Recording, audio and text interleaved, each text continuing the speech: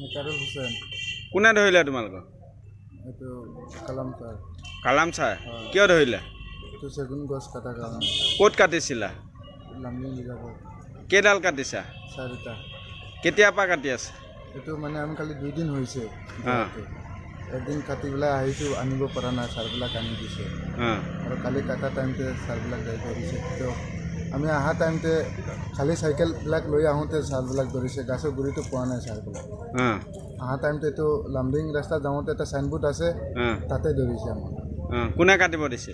এইটো ৰফিকুদ্দিন বুলি মানুহ এজনৰ নাম। কোন হয় সেই? এই ইয়াত লংকাবাৰী ইয়াত এটা এই যে টায়াৰ ফেক্টৰী আছে নহয়, ইয়াত ৰিচেলিং টায়াৰ, এই সন্মুখত তাৰ ঘৰ। সি কাঠ বেপাৰী নেকি? হয়, কাঠ বেপাৰী। সি তোমালোকক লগাই দিছে? লগাই দিছে, 500 টকা হাজিৰা দিয়ে। জংঘলত কাটিবলৈ? হয়। কেইজনক ধৰিছে এতিয়া? এতিয়া খালি আমাক 2জনে ধৰিছে। 2জনক? হয়।